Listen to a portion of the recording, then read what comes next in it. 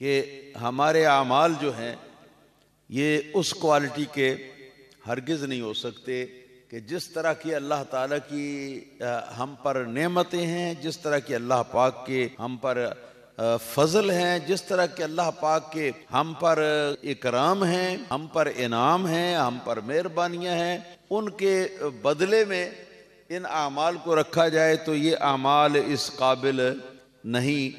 हाँ, अलबत्ता ये कि अल्लाह ताला अपने फजल व करम से हमारे इन आमाल जो हैं इनको अपनी बारगाह के अंदर मकबूल व मंजूर फरमाएगा। और ये बात वो हस्ती फरमा रही है कि जिस हस्ती के बारे में अल्लाह पाक ने कुरान करीम के अंदर इरशाद फरमाया, लियग़फ़िर लकल्लाहु मा तक़द्दम मिन ज़ंबिका व मा तअख़्ख़र, सूरतुल फ़त्ह के इब्तिदाई आयात के अंदर अल्लाह पाक ने इरशाद फरमाया है कि इन्ना फ़तहना लका फ़तहम मुबीना, हुजूर हमने आपके लिए फ़तह मुबीन तैयार फरमाई है। फिर आगे चल कर फरमाया लियग़फ़िर लकल्लाहु मा तक़द्दम मिन ज़ंबिका व मा तअख़्ख़र, ताकि अल्लाह ताला आपकी पहली गलतियाँ और आपकी पिछली गलतियाँ जो हैं उनको अल्लाह ताला उनको ढांप दे, उनकी अल्लाह पाक मग़फ़िरत फरमा दे। यहाँ ये बात भी याद रखें, ये मग़फ़िरत का लफ्ज़ जो है ये गैन फ़ा और रा के मादे से बना है। गफ़र, गफ़र लफ्ज़ है, इससे ये बना है। और गफ़र का माना होता है ढांप लेना, किसी चीज़ के ऊपर पर्दा डाल देना। और मुराद इससे यहाँ ये है, देखिए ना, आप मसलन दुकान पे आप जाते हैं तो आप जिस क्वालिटी का सौदा लेते हैं उसी क्वालिटी के पैसे आप देते हैं जी। और चीज़ें जो होती हैं जिनको आप ख़रीदना चाहते होते हैं उसमें क्वालिटियाँ होती हैं, कोई जो है वो बहुत आला क्वालिटी की है, कोई इससे कम है, कोई उससे कम है, कोई उससे कम है। उस वक्त आप चीज़ तो वो ले लें कि जिसकी क्वालिटी सबसे ऊंची है, मगर जब पैसे दें आप तो पैसे आपके पास पूरे ना हों। और जो दुकानदार है वो यूं समझिए कि वो आपके साथ मेहरबानी करे और आंखें बंद करके तो वो कहे जो आपके पास है ठीक है वो दे दे, और वही कबूल कर ले, वही ले ले। तो ये एक मैंने मिसाल दी है समझाने के लिए। अब ये है कि जिस कदर अल्लाह पाक के इनामात व इकरामात हैं और जिस तरह की अल्लाह पाक की मेहरबानियां हैं, तो ये मेहरबानियां जो हैं इनकी कीमत तो हम अदा ही नहीं कर सकते। एक ऑक्सीजन का थोड़ा सा वो हिस्सा कि जिसको हम अंदर खींच के ले जाते हैं सांस के जरिए, फिर उसको बाहर निकालते, ये ही अगर हमें ना मिले तो हमारी तो जिंदगी खत्म। हम क्या अल्लाह ताला का शुक्र अदा करेंगे और क्या अल्लाह ताला की हम इबादत करेंगे, किस तरह करेंगे, उसके नेमतों का बदला किस तरह देंगे। सूरज की रोशनी आप देख लें जो इससे हमारे फवायद है। और वाला हाजल क़यास, इसी तरह एक शख्स किसी बुजुर्ग के पास हाजिर हुआ और कहने लगा कि हुजूर मैं मुफलिस, कंगाल और मैं नादार हूं, मेरे पास कुछ भी नहीं है, तो मेरी कुछ मदद कर दीजिए। उन्होंने फरमाया कि भाई अपना सिर्फ एक हाथ जो है ना ये काट के मुझे दे दो, ये दे दो मुझे। आप कहते हो ना कि मेरे पास कुछ भी नहीं, मैं बिल्कुल नादार हूं, एक हाथ काट के मुझे दे दो और मुझसे जितने लाख तुम चाहो मुझसे ले लो। उसने कहा हुजूर ये तो नहीं हो सकता कि मैं अपना काम कैसे चलाऊंगा जिंदगी का एक हाथ के साथ, तो मुश्किल हो जाता है। उन्होंने फरमाया अच्छा ये नहीं, तुम्हारे पास दो आंखें, एक आंख निकाल के मुझे दे दो और मुझसे इतने लाख रुपए ले लो। कहने लगा हुजूर ये भी नहीं हो सकता। उन्होंने फरमाया अच्छा फिर एक उंगली काट के दे दो, तो जितने लाख कहती हो उतने मैं तुम्हें दे देता। उसने कहा हुजूर ये भी नहीं हो सकता। तो आपने फरमाया तुम्हें शर्म नहीं आती, अल्लाह ताला की इतने इतने बड़े इनाम और इकराम तेरे ऊपर है और तू कहता है कि मैं बिल्कुल नादार हूं, मेरे पास है ही कुछ नहीं। ये हया नहीं आती है, अल्लाह पाक की नेमतों की नाशुक्री कर रहा है तू। सीधा सीधा आके सवाल करके मुझे ज़रूरत है, मुझे इतने पैसे दे दीजिए, या मुझे खाना दे दीजिए, या फलां चीज़ दे दीजिए। ये क्यों कहते हो कि मुझे अल्लाह ने दिया ही कुछ नहीं, मैं मुकम्मल तौर पर नादार हूं। तो मतलब ये है कि ये अल्लाह पाक की जो नेमतें हमारे पास, जिस अंदाज से अल्लाह पाक की नेमतें हमारे पास से आई हैं, तो उस अंदाज से और उस मेयार पर हम अल्लाह पाक की नेमतों का मुआवजा इबादत की शक्ल के अंदर हम दे नहीं सकते। कोशिश करें फिर भी नहीं दे सकते। अगर सारी रात एक पांव पर खड़े होकर अल्लाह की इबादत करते रहें सारी जिंदगी, फिर भी अल्लाह ताला का हक अदा नहीं हो सकता। देखा नहीं, आप सोते हैं रात को तो आप सो जाते हैं और जिस्म के अंदर सांस के जरिए मशीनरी चलती रहती है, सांस के जरिए से जिंदगी जो है वो बाकी रहती है, खून की गर्दिश जो है वो जारी रहती है, दिल की धड़कन कि जो एक एक ज़रब के जरिए से वो खून को पंप करता है वो चलती रहती है और आप सोते रहते हैं। तो सच तो यही है, फबी अय्यि आलाई रब्बिकुमा तुकज़्ज़िबान, अल्लाह ताला की केड़ी के कौन कौन सी नेमत जो है उसको हम झुटलाएंगे। हम तो नहीं अल्लाह ताला की किसी नेमत का बदला, हम ना काबिल हैं इसके और ना दे सकते हैं। बस सिर्फ ये है कि जो टूटा फूटा अपनी तरफ से नीयत अपनी ठीक रखें। और इस मौका पर सहाबाए किराम ने एक मकाम पे आता है कि नबी पाक सल्लल्लाहु अलैहि वसल्लम की जब ये बात सुनी तो सुनकर तो वो नहायत मगमूम हो गए। तो मगमूम होकर वो कहने लगे कि फिर हुजूर हमारे पास तो कोई सूरत नहीं है कि हम अल्लाह ताला का हक अदा कर सकें, फिर या हुजूर ये क्या होगा, कैसे होगा, क्या करें। तो सरकार दो आलम सल्लल्लाहु अलैहि वसल्लम ने इरशाद फरमाया कि इअमलू मस्तताअतन, अपनी ताकत के मुताबिक, अपनी इस्तिताअत के मुताबिक अल्लाह ताला की बंदगी और अल्लाह ताला की इबादत जो है वो करते रहो। फिर उसमें जो कमी कोताही होगी अल्लाह पाक वो माफ़ फरमाएगा, अल्लाह पाक दरगुजर फरमाएगा और अल्लाह पाक उसे कबूल फरमा लेगा। तो ये चीज़ है। हदीस नंबर 356 है।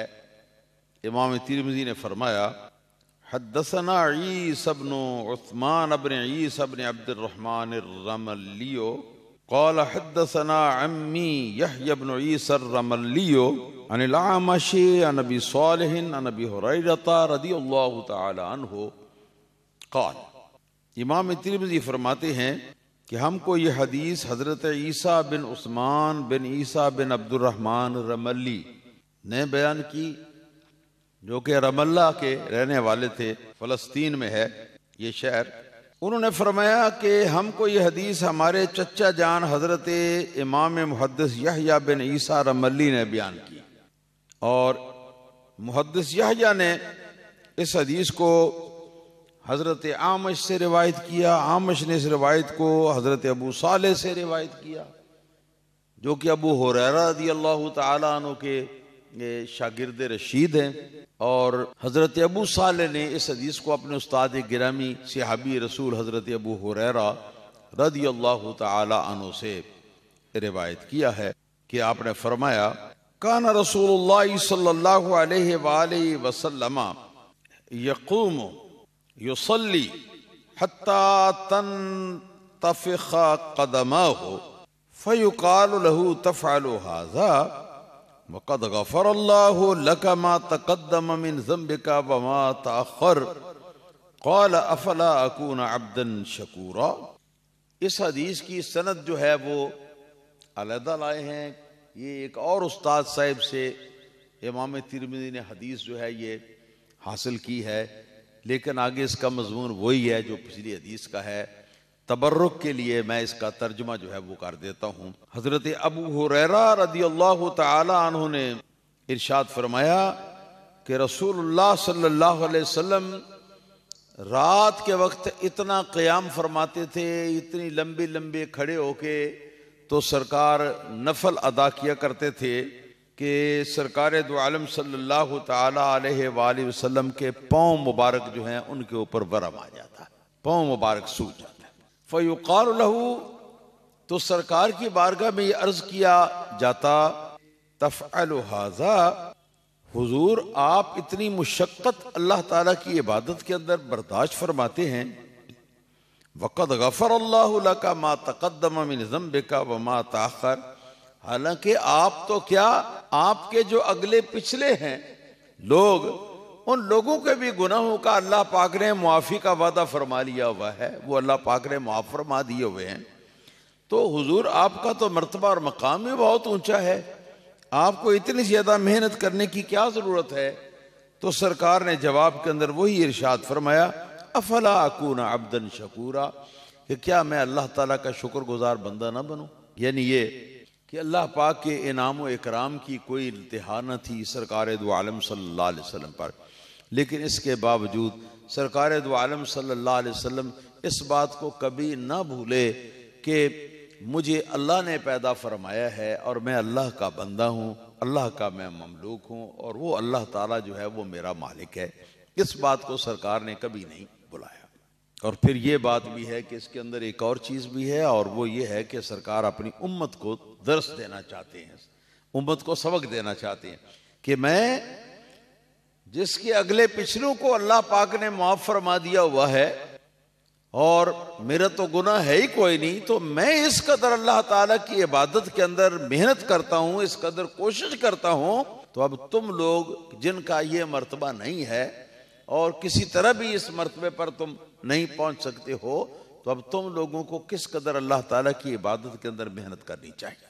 अल्लाह रब्बी ला शरीका लह, ये तहज्जुद की इबादत है जिसे अल्लाह पाक ने रसूलुल्लाह सल्लल्लाहु अलैहि वसल्लम पे फ़र्ज किया हुआ था, मगर सरकार दो आलम सल्लल्लाहु अलैहि वसल्लम ने ये रहमत फरमाई उम्मत के ऊपर कि आपने उम्मत के लिए इसको बतौर नफल मसनून इसको बरकरार रखा, उम्मत के ऊपर फ़र्ज नहीं फरमाया।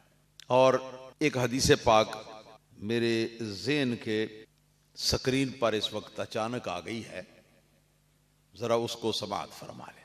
कितने करम है सरकार दो आलम सल्लल्लाहु ताला अलैहि वसल्लम के हम लोगों पर, कितनी मेहरबानियाँ।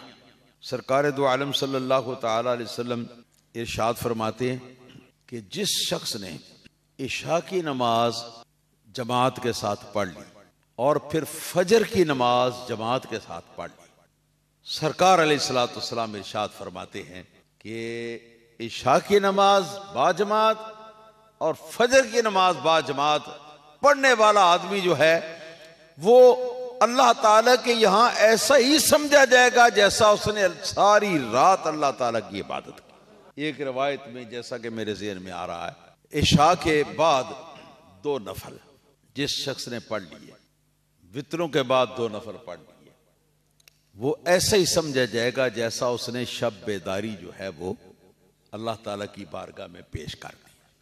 देखिए कैसे कैसे करम हो रहे हैं, कैसी कैसी मेहरबानियां हो रही हैं। सरकार रहमतुल्लिल आलमीन सल्लल्लाहु अलैहि वसल्लम के सदके आप कितनी तकलीफें बर्दाश्त फरमा रहे हैं खुद, और उम्मत के लिए कितनी मेहरबानियां हैं। तो क्या ये भी भला कोई मुश्किल है कि इशा की नमाज बाजमात मस्जिद के अंदर आकर पढ़ लो और फजर की नमाज भी बाजमात मस्जिद के अंदर पढ़ लो, ये भी भला कोई मुश्किल है? इतना कर लो तो तुम्हारी सारी रात की गोया इबादत, अल्लाह की बारगाह में खड़े होकर सारी रात नवाफिल पढ़ना जो है, ये तुम्हारे लिए तुम्हारे नामे अमाल में लिख दिया जाएगा। अल्लाह रब्बी ला शरीका लह, अल्लाह रब्बी ला शरीका लह। इस नंबर 257 इसको अब सुनिए। इमाम तिरमिज़ी ने फरमाया, हद्दसना मुहम्मद इब्न बशार क़ाल हद्दसना मुहम्मद इब्न जअफर क़ाल हद्दसना शुअबा अन अबी इसहाक़ अन अल-अस्वद इब्न यज़ीद क़ाल। तिरमिज़ी फरमाते हैं कि हमको ये हदीस इमाम मुहद्दिस मोहम्मद बिन बशार ने एक क्लास की शक्ल में ये बयान फरमाई, और उन्होंने फरमाया कि हमको ये हदीस इमाम मोहम्मद बिन जाफ़र ने इसी तरह क्लास की सूरत में पढ़ाई थी और उन्होंने फरमाया कि हमको भी क्लास की शक्ल में ये हदीस हज़रत अमीरुल मोमिनीन फिल हदीस इमाम शोबा ने बयान फरमाई। ये इमाम शोबा का लक़ब है, मुहद्दिसीन इनको कहते हैं। ये जैसे हदीस के अंदर ये हाकिम है, अमीरुल मोमिनीन है, हदीस के अंदर इनका ये मर्तबा, हदीस दानी के अंदर, हदीस का फन जो है उसको जानने के अंदर। अमीरुल मोमिनीन फिल हदीस हज़रत शोबा ने हमको ये हदीस बयान फरमाई और शोबा इस हदीस को अबू इसहाक मुहद्दिस से रिवायत करते थे। अबू इसहाक मुहद्दिस इसको मशहूर ताबई सैयदना असवद बिन यजीद रदी अल्लाह तआला अन्हु से रिवायत करते थे। ये असवद बिन यजीद रदी अल्लाह तआला अन्हु ये फुक़हाए ताबईन में से थे, बहुत बड़े मुहद्दिस भी थे, बहुत बड़े फ़क़ीह भी थे और इतने बड़े फ़क़ीह थे कि अल्लाह ताला के फजल व करम से बाज़ औक़ात कई सहाबाए किराम भी इनके पास मसला पूछने के लिए आते थे। ये सहाबाए किराम को भी मसाइल बताया करते, इतने बड़े फ़क़ीह थे। ये इमाम असवद हैं, ये फरमाते हैं कि सअलतु आइशा रज़ियल्लाहु तआला अन्हा, मैंने उम्मुल मोमिनीन आयशा सिद्दीक़ा रज़ियल्लाहु तआला अन्हा से सवाल किया। उम्मुल मोमिनीन आयशा सिद्दीक़ा रज़ियल्लाहु तआला अन्हा को तो आप जानते ही हैं, सैयदना अमीरुल मोमिनीन सिद्दीक़ अकबर रज़ियल्लाहु तआला अन्हा की चहेती ये शाहज़ादी हैं और नबी अकरम सल्लल्लाहु तआला अलैहि वसल्लम की अज़वाज मुतहरात में से सबसे ज़्यादा हुजूर के नज़दीक ये प्यारी और महबूब बीवी हैं। और सरकार दो आलम सल्लल्लाहु तआला अलैहि वसल्लम का एक इरशाद गिरामी यूं ज़हन में आ रहा है कि सरकार दो आलम सल्लल्लाहु अलैहि वसल्लम इरशाद फरमाया करते थे कि हुज़ूर निस्फ़ा दीनकुम अन आयशा। आप फरमाते थे कि अपने दीन के बारे में आधी बातें जो है ना वो आयशा से सीख लिया करो। आधी बातें कैसे दीन की? इस तरह कि कुछ तो दीन के वो अहकाम थे जो नबी करीम सल्लल्लाहु तआला अलैहि वसल्लम घर से बाहर बयान फरमाया करते थे, घर से बाहर जाहिर हुआ करते थे, और कुछ वो होते थे कि जो घर के अंदर बयान फरमाते थे और घर के अंदर उनका ज़ुहूर होता था। तो इस तरह जो घर से बाहर सरकार ने बयान फरमाया निसफ हिस्सा वो हो गया, और जो घर के अंदर बयान फरमाया या अंदर के जो हालात हैं निसफ हिस्सा वो हो गया। और जो घर के अंदर वाला निसफ हिस्सा है मुराद सरकार की ये है कि ये निसफ दीन जो है, आधा दीन जो है, ये आयशा सिद्दीक़ा से ये मालूम कर लिया। हाँ, बहुत बड़ी आबिदा जाहिदा और कुरान पाक की मुफस्सिरा और मुहद्दिसा थी, बहुत बड़ी फ़क़ीहा थी, हाफिज़ा नहायत कवी था आपका। और आपका दरबार जो है शागिर्दों के लिए ये खुला रहता था। तरीक़ेकार पता है क्या होता था? प्यारी अम्मी जान आयशा सिद्दीक़ा रज़ियल्लाहु तआला अन्हा का हुजरा मुबारक था, जिस हुजरा मुबारक के अंदर सरकार दो आलम सल्लल्लाहु अलैहि वसल्लम मदफून हुए थे। उस हुजरे का एक दरवाज़ा मस्जिद के अंदर खुलता था, उस दरवाजे के ऊपर एक पर्दा लटका रहता था। सरकार दो आलम सल्लल्लाहु अलैहि वसल्लम के ज़माने अक़दस थे, तो उस पर्दे के बाहर आके मस्जिद के अंदर जो है सहाबाए किराम और अक्सर ताबई आके बैठ जाते। कभी तो बहुत हुजूम भी हो जाता और वो यहाँ से आवाज़ देते अस्सलामु अलैका या उम्मा, कि अम्मी जान सलाम हो।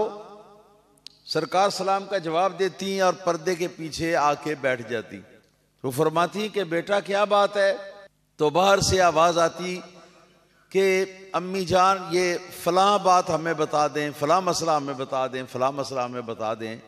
तो हज़रत आयशा सिद्दीक़ा रज़ियल्लाहु तआला अन्हा वहाँ पर्दे के पीछे बैठकर तो आप अपने शागिर्दों को बताया करती थी सरकार दो आलम सल्लल्लाहु अलैहि वसल्लम की बातें, और ख़ास तौर पर घर के अंदर की बातें जो हैं वो। ऐसे ही हज़रत असवद बिन यजीद रज़ियल्लाहु तआला अन्हु बड़े मशहूर ताबई हैं, बहुत बड़े आलिम व फ़क़ीह हैं। तो ये आए और हाँ, नबी अकरम सल्लल्लाहु अलैहि वसल्लम के हुजरा मुबारका का वो दरवाज़ा जो मस्जिद के अंदर था, उस दरवाजे के बाहर आके बैठ गए और पर्दा लटका हुआ था और आवाज़ दी कि या उम्मुल मोमिनीन, ए उम्मुल मोमिनीन, तो सलाम अर्ज करते। और फिर उसके बाद क्या होता, हज़रत उम्मुल मोमिनीन रज़ियल्लाहु ताला अन्हा सलाम का जवाब देती और पूछती कि क्या बात है। तो इन्होंने ये अर्ज किया, फरमाते हैं सअल्तु आयशा रज़ियल्लाहु ताला अन्हा अन सलात रसूलिल्लाह सल्लल्लाहु अलैहि वसल्लम बिल्लैल। फरमाते कि मैंने उम्मुल मोमिनीन आयशा सिद्दीक़ा रज़ियल्लाहु ताला अन्हा से रसूलुल्लाह सल्लल्लाहु अलैहि वसल्लम की जो रात के अंदर नफल नमाज है उस नमाज के बारे में सवाल किया। उम्मुल मोमिनीन रज़ियल्लाहु ताला अन्हा ने फरमाया, फ़क़ालत, आपने फरमाया, कान यनामु अव्वलल लैल थुम्मा यक़ूम, रात का अव्वल पहला हिस्सा रसूलुल्लाह सल्लल्लाहु ताला अलैहि वसल्लम सोते, उसके बाद नबी करीम सल्लल्लाहु ताला अलैहि वसल्लम तहज्जुद के लिए आप उठते। यहाँ आइमा मुहद्दिसीन ने दीगर अहादीस से लेकर इस तरह तकसीम फरमाई है कि रात के इशा की नमाज पढ़ने के बाद जो बकाया रात होती तुलुए फजर से पहले पहले, उस रात के नबी करीम सल्लल्लाहु अलैहि वसल्लम 6 हिस्से फरमाते। तो फरमाती हैं कि उन 6 में से पहला हिस्सा जो है रसूलुल्लाह सल्लल्लाहु ताला अलैहि वसल्लम आप सोते। पहला हिस्सा सोने के बाद फिर सरकार दो आलम सल्लल्लाहु ताला अलैहि वसल्लम रात के अंदर ये 6 हिस्सों में से 2 हिस्से जो है वो तहज्जुद के अंदर गुजारते, 2 हिस्से तहज्जुद के अंदर गुजारते। और उसके बाद फरमाते हैं कि नबी करीम सल्लल्लाहु ताला अलैहि वसल्लम एक छठा हिस्सा फिर बाकी रह जाता जो, तो उस एक छठे हिस्से में नबी करीम सल्लल्लाहु ताला अलैहि वसल्लम आराम फरमाते। तो ये 6 हिस्से जो हैं ये इशा का वक्त शुरू होने से लेकर जो है ये इनको आप शुमार फरमाएं। फरमाती हैं कि यनामु अव्वलल लैल, सरकार दो आलम सल्लल्लाहु अलैहि वसल्लम रात के इब्तिदाई हिस्से में आप आराम फरमाते, नींद फरमाते। थुम्मा यक़ूमु, फिर सरकार दो आलम सल्लल्लाहु ताला अलैहि वसल्लम उठ जाते। और ये सरकार का उठना जो है ये आधी रात गुजर जाने के बाद होता है।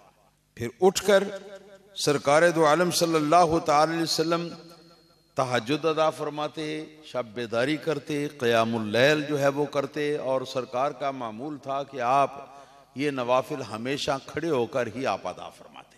बैठकर नबी करीम सल्लल्लाहु अलैहि वसल्लम ने नवाफिल को उस वक्त शुरू किया है जिस वक्त नबी करीम सल्लल्लाहु अलैहि वसल्लम का आखिर उम्र में आपका जिस्म मुबारक जो है वो बोझल हो गया था, जिस्म मुबारक के अंदर कमज़ोरी हो गई थी और नबी करीम सल्लल्लाहु अलैहि वसल्लम के लिए ज़्यादा देर तक खड़े होना ये मुमकिन न रहा। तो नबी करीम सल्लल्लाहु अलैहि वसल्लम खड़े होकर शुरू फरमाते, जब तक खड़े होना मुमकिन होता तो खड़े रहते। और उसके बाद नबी करीम सल्लल्लाहु अलैहि वसल्लम बाकी नमाज जो है उसको बैठकर आप अदा फरमाते, नवाफिल। लेकिन फ़राइज़ जो हैं उनको तो नबी करीम सल्लल्लाहु अलैहि वसल्लम हमेशा खड़े होकर ही अदा फरमाते। मिन सहरे, जब सहरी हो जाती, सहरी से मुराद वो छठा हिस्सा आखिरी है जो फजर के तुलू होने से पहले पहले रात का बाकी बच जाता। तो उस वक्त क्या करते, जल्दी से नबी करीम सल्लल्लाहु अलैहि वसल्लम क्या करते, औतारा, सरकार नमाज वितर अदा फरमाते। सुम्मा अता फिराशहू, इसके बाद नबी करीम सल्लल्लाहु ताला अलैहि वसल्लम अपने बिछौने पर तशरीफ ले आते। तो ये सुम्मा औतारा का लफ्ज आया है कि रात के आखिरी जो छठा हिस्सा है उसके आगाज में नबी करीम सल्लल्लाहु अलैहि वसल्लम वितर अदा फरमाते। और ये वितर जो है ये मुख्तसर अदा फरमाते। यहाँ वो हदीस पाक आपको सुनाऊं जिसमें सरकार दो आलम सल्लल्लाहु अलैहि वसल्लम ने इरशाद फरमाया, जो आदमी रात के आखिरी हिस्से में जाग सकता हो फजर के तुलू होने से पहले पहले, तो उसको चाहिए कि अपने वितर जो है उनको रात के आखिरी हिस्से में अदा करे। और एक हदीस के अंदर यह भी इरशाद हुआ है, नबी पाक सल्लल्लाहु अलैहि वसल्लम ने इरशाद फरमाया, इजअलू आखिर सलातिकुम बिल्लैल वितरा, के लोगों अपनी सबसे आखिरी नमाज जो रात के अंदर तुम अदा करते हो उसको वितर की नमाज रखो। फिर नबी करीम सल्लल्लाहु अलैहि वसल्लम ने यह भी सहूलत दी। हमारे लिए तो सहूलतें ही सहूलतें हैं, सरकार ने सारी मुशक्क़तें अपने ऊपर डाल ली हैं। सरकार दो आलम सल्लल्लाहु अलैहि वसल्लम इरशाद फरमाते हैं कि जिसको ये यकीन ना हो कि वो रात के आखिरी हिस्से में वो जाग सकेगा तो उसके लिए ये है कि वो सोने से पहले पहले अपने वितर भी अदा कर ले। और आप हजरात को पता होना चाहिए कि वितर की नमाज जो है ये छठी नमाज है, नमाज इशा का हिस्सा नहीं, बल्कि ये 5 नमाजें मेराज की रात आई हैं। 2 नमाजें जिस वक्त सरकार दो आलम सल्लल्लाहु अलैहि वसल्लम पर कुरान पाक की पहली वही आई थी गारे हिरा में, तो 2 नमाजें उस वक्त फ़र्ज की गई थी। 2 रकत फजर की नमाज, फजर के फ़र्ज, 2 रकत असर के फ़र्ज, बस इस तरह था। उसके बाद ऐसा ही रहा यहाँ तक कि जब मेराज की रात हुई तो मेराज की रात में 5 नमाजें जो है वो फ़र्ज कर दी गई, जिनमें से 2 वही थी जो पहले फ़र्ज हो चुकी हुई थी जिनको लोग पढ़ते थे, और उनके साथ 3 नमाजें और आ गई, तो 2 और 3 ये मिलाकर ये 5 हो गई। और उसके बाद फिर ये हुआ कि नबी करीम सल्लल्लाहु ताला अलैहि वसल्लम ने फजर की नमाज को तो 2 रकत ही रहने दिया, मगर असर की नमाज जो है उसके अंदर 2 रकतों का इजाफा फरमा दिया, यानी 2 की बजाय उनको 4 फरमा दिया, बस ये रखा। तो ये फ़राइज़ की नमाज है। और नबी पाक सल्लल्लाहु ताला अलैहि वसल्लम ने एक बार इरशाद फरमाया कि ऐ ईमान वालो सुनो, इन्नल्लाह ताला क़द अमद्दकुम, एक रिवायत में आया है कि क़द ज़ादा लकुम, बेशक अल्लाह ताला ने तुम्हें ज्यादा दे दी है, तुम्हें बढ़ा दी है एक और नमाज, एक और नमाज, 5 नमाजों के बाद एक और नमाज अल्लाह पाक ने तुम लोगों को अता फरमाई है। हिया खैरुल लकुम मिन हुमुरिन नअम, कि अगर तुम इस नमाज को पढ़ो तो जो अरब का महबूब माल ऊंट है ना, है जी, वो बहुत सारी तादाद के अंदर वो जो है वो अगर आदमी को किसी को मिल जाए वो ऊंट, तो उन ऊंटों की बहुत बड़ी तादाद के मिलने से ज्यादा नफा बख्श तुम्हारे लिए ये गोया के ये नमाज है जो नई नमाज आ रही है। तो ऊंटों की इतनी बड़ी तादाद जो है उससे ज्यादा बेहतर होने का माना यह है कि अगर इतनी बड़ी तादाद जो है उसको लेकर ऊंटों की तुम अल्लाह की राह में खैरात कर दो तो जितना सवाब तुम्हें मिलेगा ना, उससे ज्यादा सवाब तुम्हें वितर की नमाज के अदा करने में मिलेगा। ये वितर की नमाज का सवाब है जनाब। यहाँ तो रहमतें ही रहमतें हैं, करामतें ही करामतें हैं, बरकतें ही बरकतें हैं, एहसान ही एहसान है, इनाम ही इनाम है। हम निकम्मे नाकारे, हम क्या शुक्र अदा कर सके इसका। अल्लाह ताला हमें तौफीक अता फरमाए कि चलो जितना हमसे हो सके उतना तो हम करें। सरकार ने भी यही फरमाया है कि घबराओ ना इस बात से कि अल्लाह पाक का शुक्र तो हम अदा ही नहीं कर सकते। अल्लाह ताला की इबादत कमा हक़्क़ुहु, जिस तरह अदा करनी चाहिए उस तरह की इबादत तो हमसे अदा हो ही नहीं सकती। सहाबाए किराम ने जब ये अर्ज किया तो परेशान होके तो नबी करीम सल्लल्लाहु अलैहि वसल्लम ने फरमाया कि इअमलू मस्तताअतुम फकुल्लुम मुयस्सरुन लिमा खुलिक़ लहू। सरकार ने इरशाद फरमाया कि जितना तुमसे हो सके वो जरूर करते रहो, और जो ना हो सके तो अल्लाह माफ करने वाला है। तो दोस्तों, अगर अरब का महबूब माल ऊंट एक बड़ी तादाद में लेकर तो आप अल्लाह ताला की राह में खैरात कर दें और उसके मुकाबले में ये वितर की नमाज अदा करें तो इतने ऊंटों के खैरात करने का सवाब जो है वो कम होगा और वितर की नमाज जो है उसके अदा करने का सवाब तुम्हारे लिए ज्यादा होगा। फिर सरकार दो आलम सल्लल्लाहु अलैहि वसल्लम ने इस नमाज का सवाब भी बयान फरमाया और इस नमाज का जो है वो वक्त भी बयान फरमाया और फरमाया कि ये है इशा की नमाज पढ़ने के बाद है इसका वक्त और फजर तुलू होने से पहले इसको पढ़ो। और फिर फरमाया कि कोशिश करो जब तक तुमसे हो सके तो ये वितर की नमाज जो है ये रात के आखिरी हिस्से में उठकर पढ़ो, तो बड़ा फिर आसान हो जाएगा। तहज्जुद का पढ़ना भी, तहज्जुद पढ़ लो और तहज्जुद के अखीर में ये वितर की नमाज पढ़ लो। सुभान अल्लाह, ये सुन्नत के मुताबिक और महबूबियत के मुताबिक ये अमल हो गया। और अगर उस वक्त नहीं जागने का तुम्हें वसूक यकीन नहीं है कि जाग सकोगे रात के आखिरी हिस्से में, तो सरकार फरमाती हैं कि फिर इशा की नमाज के बाद सोने से पहले ही इसको पढ़ लिया करो। सुभान अल्लाह। तो ये है वितर की नमाज। और वितर की नमाज जो है इसमें इख्तिलाफ है आइम्मा फुकाहा का, हनफिया और मालिकिया। इमाम मालिक के जो पैरोकार हैं और इमाम अबू हनीफा रदियल्लाहु ताला अन्हु के पैरोकार हैं, ये फरमाते हैं कि वितर की नमाज कम से कम 3 रकत है। कितनी? कम से कम 3 रकत है। ज्यादा ये 5 भी हो सकती हैं, ज्यादा ये 7 भी हो सकती हैं, ज्यादा ये 9 भी हो सकती हैं और 11 भी हो सकती हैं रात के अंदर। तो कम से कम 3 है हमारे नजदीक। और दूसरे आइम्मा के नजदीक जो है इमाम शाफी और इमाम अहमद बिन हंबल रहमहुमुल्लाह ताला के नजदीक वितर की नमाज 1 रकात है। और वो फरमाते हैं कि इसका तरीका ये है, 1-2 गाना पहले पढ़ लो और वो 2 गाना पढ़ने के बाद यानी सलाम फेर लो, सलाम फेर कर दोनों तरफ फिर उठ के खड़े हो गए तो 1 रकत जो है ना वो फिर अलहदा पढ़। उनके नजदीक ऐसा है। और अगर मिलाकर पढ़ लो साथ तो भी वो कहते हैं कि हो जाती। उनके नजदीक नमाज वितर 1 रकात है। हमारे इमाम साहब रहमतुल्लाह ताला अलैह के नजदीक नमाज वितर 1 रकात नहीं बल्कि नमाज वितर 3 रकात है। कम से कम 3 रकात नमाज वितर, इससे कम नमाज वितर जायज नहीं।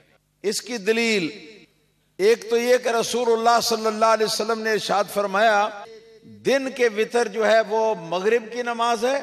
क्या अर्ज किया? दिन के वितर कौन सी नमाज? मगरिब की नमाज है। और रात के वितर ये वितर की नमाज सरकार ने ये फरमाया और फरमाया कि उसी की तरह।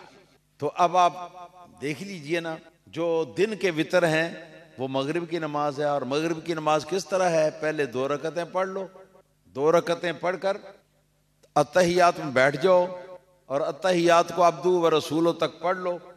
पढ़ के फिर अल्लाह अकबर कह के खड़े हो जाओ और खड़े होकर तो 1 रकत और मिलाकर साथ पढ़ लो। ये हो गई है जी दिन के वितरों की नमाज। तो जैसे दिन के वितरों की नमाज है इसी तरह रात के वितरों की भी नमाज है कि 2 रकतें पहले पढ़ लो, 2 रकतें मुकम्मल करने के बाद अब्दुहु व रसूलुहु तक अत्तहियात में बैठकर पढ़ लो और उसके बाद अल्लाह अकबर कह के खड़े हो जाओ और 1 रकत और पढ़ो। तो ये हदीस दलील है इस बात की कि वितर की नमाज नबी पाक सल्लल्लाहु अलैहि वसल्लम के कौली हदीस यानी जो फरमान है उसके मुताबिक 3 रकत हैं। 3 रकत कम अज कम।